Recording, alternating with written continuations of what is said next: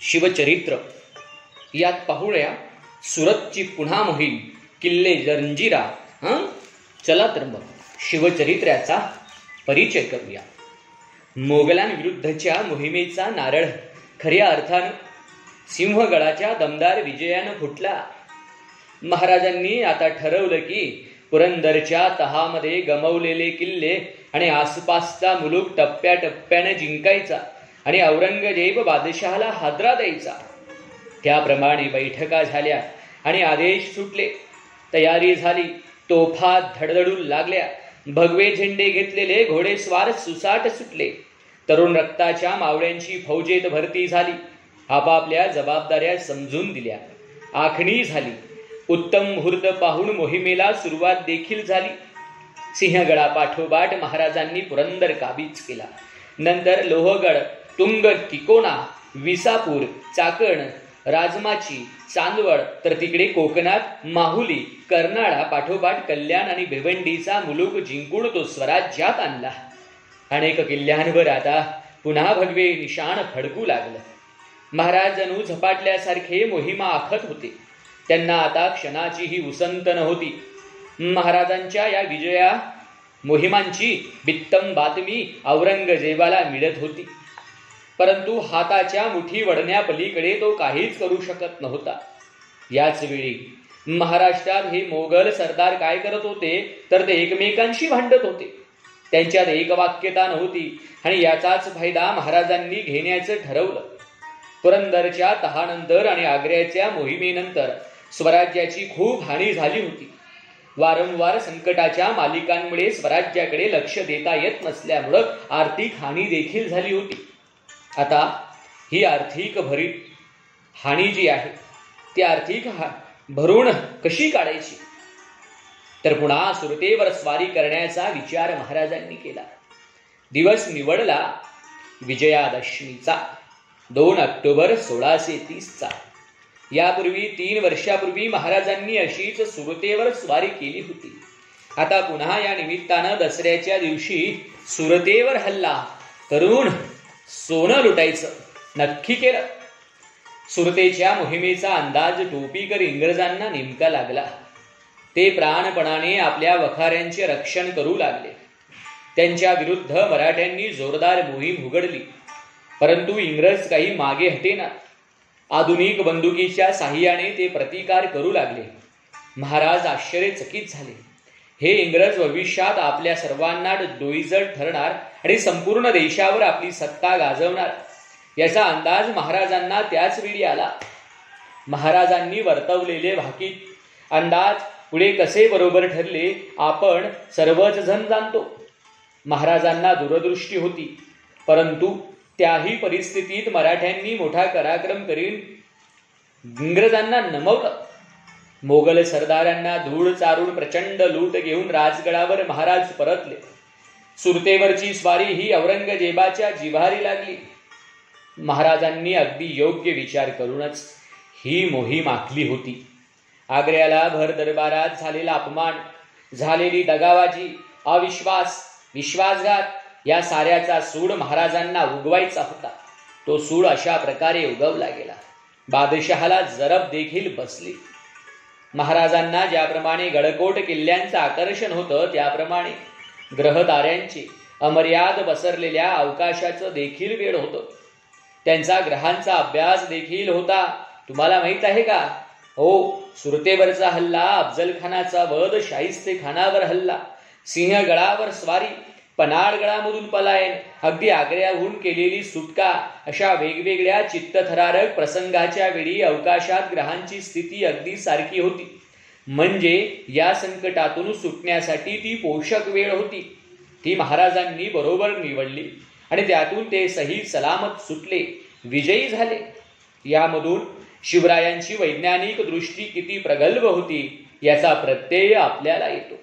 प्रख्यात वैज्ञानिक आणि लेखक श्री मोहन आपटे यांनी याबाबतचा उल्लेख आपल्या व्याख्यानात केला होता. असो, राजगडावर परतल्यावर इंग्रजांनी केलेला एकूण प्रतिकार लक्षात घेता महाराजांनी आपले सारे लक्ष समुद्र किनाऱ्यावर लक्ष जे होतं ते केंद्रित करायचं ठरवलं. किल्ले जंजिरा, होय, पश्चिम किनाऱ्यावरचा महत्वाचा किल्ला. तोच जर काबीज केला तर एकाच वेळी इंग्रज, पोर्तुगीज, डच, फ्रेंच आणि सिद्धी या साऱ्या शत्रूंवर लक्ष ठेवता येईल, वचक ठेवता येईल. गेली 15 वर्षे सतत जंजिरा काबीज करण्याचे प्रयत्न महाराज करीत होते, मात्र यश काही मिळत नव्हतं. या जंजिऱ्यात बसलेल्या उलट्या काळजाचा क्रूर कर्मा सिद्धी कासम हा स्वराज्याचा कडवा प्रतिस्पर्धी आहे, याची महाराजांना पूर्ण कल्पना होती. या मोहिमेत महाराज स्वतः सामील झाले आणि ठरवलं की जंजिरा किल्ल्यासमोर असलेल्या दंडा राजपुरी या किनारपट्टीवरून जंजिऱ्यावर हल्ला करायचा. कारण दंडा राजपुरी ही किनारपट्टी स्वराज्यात होती. एका छोट्याशा किल्ल्यात मराठे लढण्याच्या तयारीत होते. महाराज दुसऱ्या एका ठिकाणाहून राहून जंजिऱ्यावर नजर ठेवून होते. दिवस पक्का झाला. पुन्हा दुर्दैव. काय बघा ना, पुन्हा दुर्दैव. अहो, सिद्धीला चाहूल लागली. त्याने रातोरात दंडा राजपुरीवर एकच हल्लाबोल केला. मराठ्यांना अजिबात कल्पना नव्हती आणि त्याच वेळी त्या छोट्याशा किल्ल्यात ठेवलेल्या दारुगोळ्याचा साठ्याला आग लागली. संपूर्ण आसमंत थरारून गेला. अनेक मराठे धारातीर्थी पडले. दंडा राजपुरी हा भाग देखील सिद्धीने काबीज केला. महाराजांना काहीही न करता नाइलाजाने राजगडावर यावं लागलं. जंजिरा काबीज करण्याचे स्वप्न असं पुन्हा भंगलं. हाच जंजिरा जर काबीज झाला असता तर इतिहास वेगळाच निर्माण झाला असता हो. इंग्रज आणि पोर्तुगीजांचे राज्य आपल्या भूमीवर आलेही नसतं. त्यांची हिंमतही झाली नसती कदाचित. पुढे साल्लेरच्या लढाईत मराठ्यांना अभूतपूर्व यश लाभलं. या साल्लेरच्या विजयामुळं हे सिद्ध झालं की मराठे फक्त दर्याखोऱ्यात लढत नाहीत, तर खुल्या मैदानात देखील लढतात आणि जिंकतात देखील. हा विश्वास मराठ्यांना साल्लेरच्या विजयामुळे मिळाला होता. स्वराज्याची राजधानी राजगड होती, परंतु महाराजांनी खूप विचारांती एक निर्णय घेतला. स्वराज्याची राजधानी ही राजगडावरून खाली कोकणात रायगडावर स्थलांतरित करायची. त्याला मुख्यत्वे भौगोलिक कारण होतं.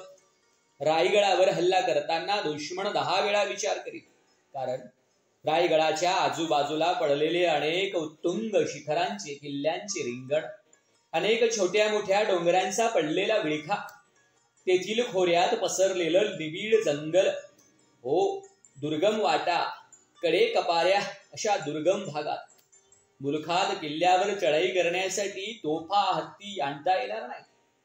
रायगड किल्ल्याचं दर्शन हे फक्त त्याच्या जवळ गेल्यावरच दिसतं. असा सर्व विचार करून महाराजांनी रायगडावर बांधकाम देखील सुरू केलं. राजवाडे, कारखाने, कचेरी, बाजारपेठ, तलाव, मंदिर इत्यादी आकारावयास येऊ लागले. रायगड सचू लागला. महाराज आणि जिजाऊ साहेब रायगडावर राहायला देखील आले. या रायगडाबरोबरच महाराजांनी प्रतापगड, राजगड, सिंहगड आणि सिंधुदुर्ग या किल्ल्यांच्या बळकटीसाठी काही रक्कम मंजूर करून तातडीनं बांधकामाला सुरुवात करण्याचे आदेशही दिले.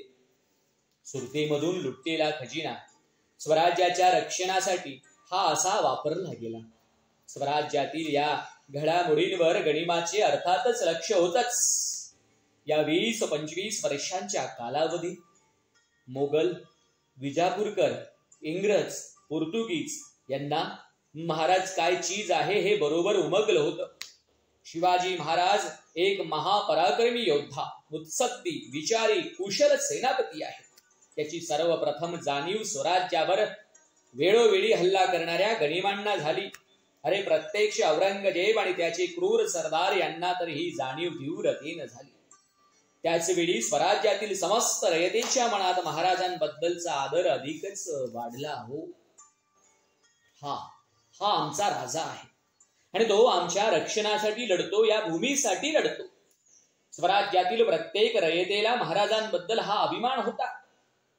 लेकी, सुना, आबाल, वृद्ध, साधू, संत, गाई, वासरे अशा साऱ्यांचा भरभरून आशीर्वाद शिवाजी महाराजांना लाभला. आतापर्यंत अनेक विद्वानांनी, संतांनी पोथ्या पुराणात श्रीरामाविषयी आणि त्याच्या राज्याविषयी वाचलं होतं.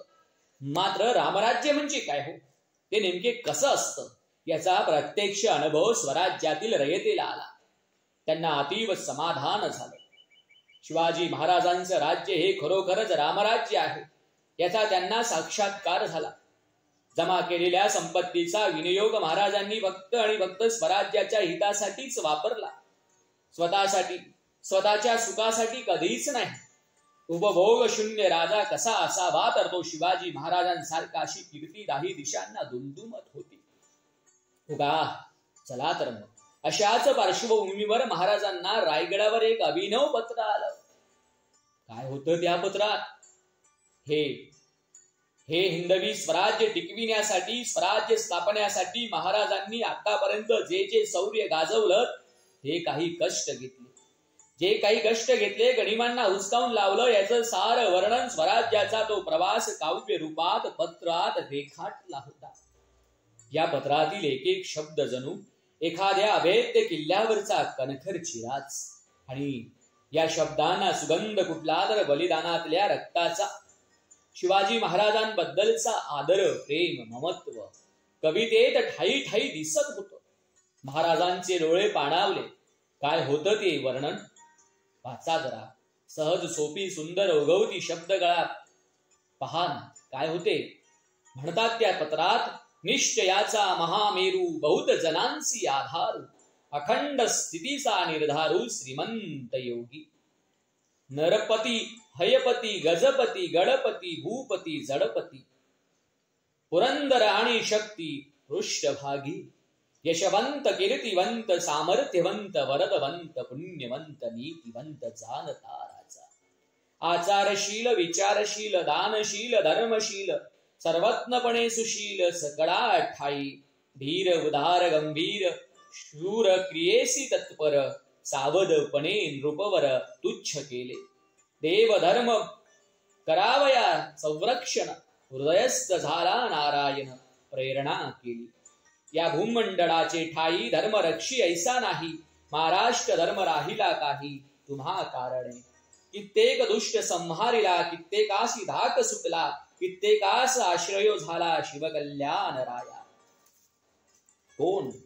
कोण्या कवीने हे सुंदर पत्र लिहिलं असेल? या रायगड किल्ल्यापासून अगदी जवळच असलेल्या शिवथर घडीतील एका गुहेमध्ये बसून अखंड रामचिंतन करणाऱ्या योग पुरुषाने म्हणजेच समर्थ रामदास स्वामींनी हे पत्र लिहिलं होतं.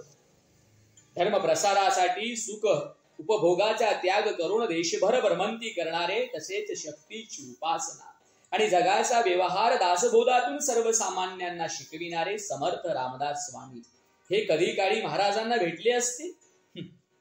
नक्कीच भेटले असणार असं मला वाटतंय. पण त्यापूर्वी ऐन लढाईच्या प्रसंगी शत्रू पक्षातील महत्वाची बातमी देणे, त्याची गुप्त बातमी संदेश महाराजांकडे सांकेतिक भाषेमध्ये काव्यांमधून महाराजांकडे पाठवणं ही काम या माणसांनी केली. मात्र प्रत्यक्षात भेटण्याचा योग येत नव्हता. सदैव मोहिमेवर असणाऱ्या महाराजांना कुठला असणार असा निवांत वेळ. मात्र तो क्षण आला. महाराज आणि समर्थांची ती ऐतिहासिक भेट झाली. साताऱ्या जवळील चाफळ येथे इसवी सन 1672 मध्ये ऑगस्ट महिन्यात. वरील पत्रामुळे महाराजांना समर्थ भेटीची जणू ओढ लागली होती आणि महाराज चाफळला समर्थांच्या भेटी करता निघाले देखील. समर्थांचा मुक्काम चाफळ जवळच्या शिंगणवाडीच होता. हे स्थळ अतिशय निसर्गरम्य रमणीय होतं. या निवांत क्षणी महाराज आणि समर्थांची प्रत्यक्ष भेट झाली. एक तेज दुसऱ्या तेजाला मिळालं, एक रूप झालं. दोघांचेही उद्दिष्ट एकच, धर्म संस्थापनाचे कार्य. दोघांमध्ये सुसंवाद झाला.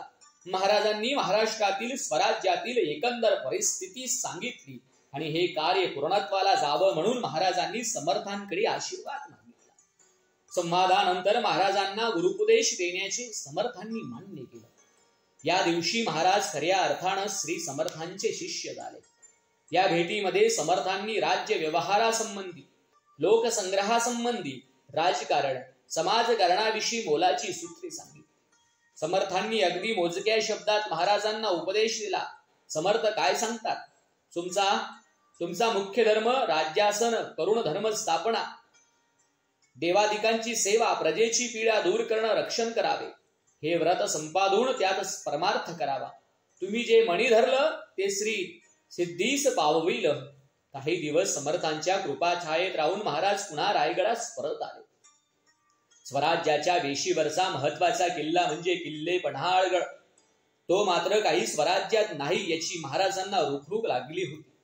रायगडावर पन्हाळा मोहिमेत बेत सिजू लागला. बैठका झाल्या. अण्णाजी दत्तो सुर्णीस आणि कोंडाजी फर्जन यांनी या मोहिमेत भाग घेतला. फक्त 60 मावळ्यांसह काळोख्या रात्री गणिम काव्यानं त्यांनी पन्हाळगडावर हल्ला बोल केला.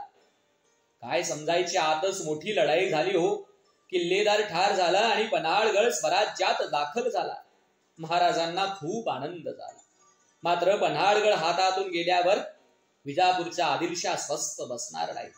तो कोणत्या तरी सरदाराला फौज घेऊन पाठवणार हे महाराजांना पक्क माहित होतं. विजापूरचा हल्ला वाटेतच आपल्याला थोपवून धरण्यासाठी, त्याच्या फौजेला वाटेत रोखण्यासाठी सरसेनापती प्रतापराव गुजर यांना या कामगिरीवर पाठवलं. महाराजांना जी भीती वाटत होती ती अखेर सार्थ ठरली. विजापूरहून अब्दुल करीम बहोलल खान हा सरदार मजल दर मजल करीत स्वराज्याच्या दिशेनं येत होता. आधीच ठरल्याप्रमाणे प्रतापरावांच्या सैन्याने बहलोल खानाला वाटेतच कोंडीत पकडले. बहलोल खान प्रतिकार करू लागला.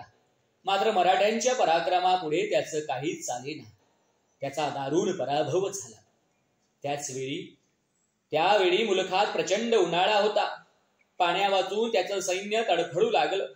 बहलोल खान शरण आला आणि तिथेच घात झाला. प्रतापरावांनी एक मोठी चूक केली. प्रतापरावांनी बहलोल खानाकडून खंडणी घेऊन त्याला जीवानिशी सोडून दिलं. महाराजांना ही बातमी समजल्यावर ते प्रचंड संतापले. त्यांनी रागाने खलिता म्हणजे पत्र लिहिलं. त्यात लिहिलं, गनिमास सोडून का दिले? त्याला कैद का नाही केलं? त्याला सोडून देण्याचा आदेश तुम्हाला कोणी दिला? बहलोल खान पुन्हा स्वराज्यावर चालून आला तर त्यास कोण जबाबदार? त्याला गर्दीस मिळविल्याखेरीस आम्हास रायगडावर तोंड देखील दाखवू नका. प्रतापराव गुजरांनी हे पत्र वाचल्यावर त्यांच्या डोळ्यात जणू अंगार फुलला. महाराज आपल्यावर चिडले तेही या बहलोल खानामुळे. प्रतापरावांनी आपली चूक समजली, पण उशीर झाला होता हो. पन्हाळगड जिंकल्याचा आनंद क्षणात उतरला. बहलोल खान हा विषारी सापाचीच औलाद होती. तो त्याच प्रांतात दबा धरून बसला होता. झालेल्या पराभवाचा त्यालाही वचपा काढायचा होता. असेच काही दिवस गेले. प्रतापराव गुजर हे चंदगड येथील सरहद्द सांभाळत होते.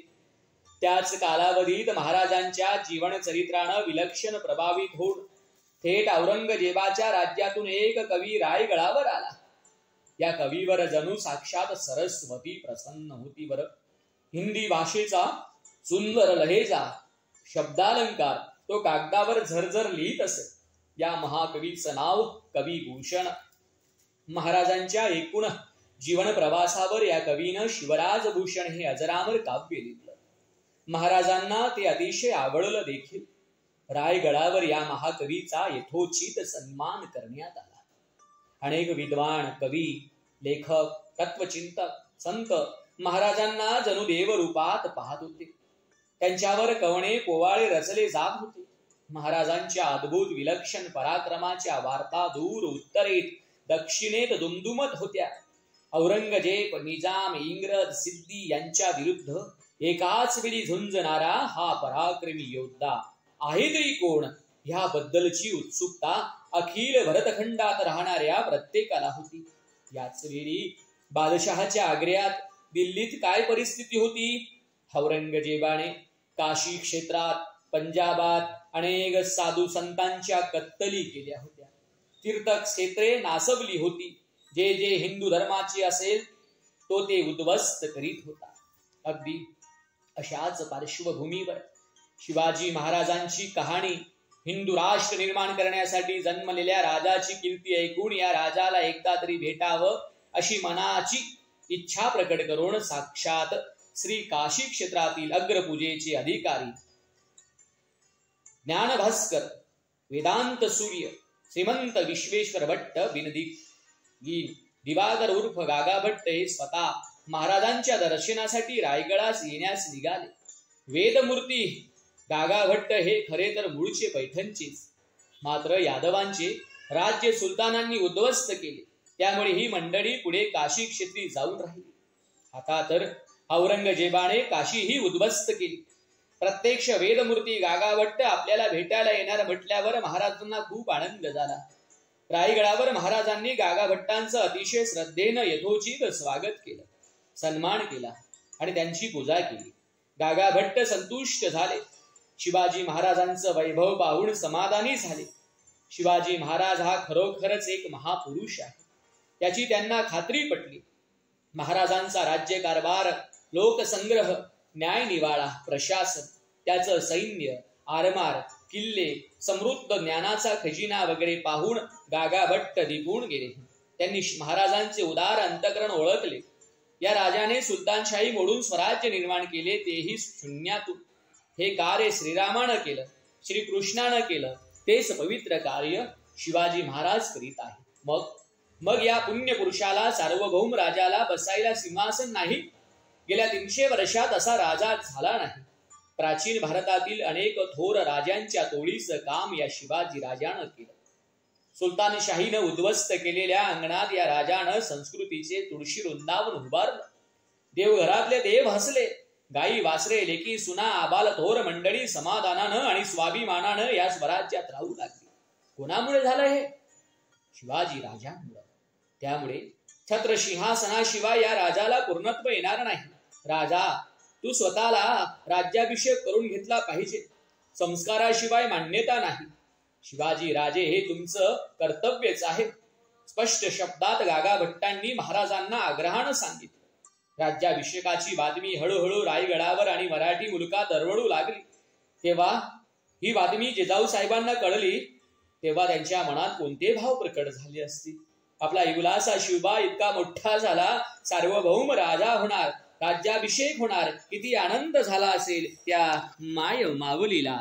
जय भवानी.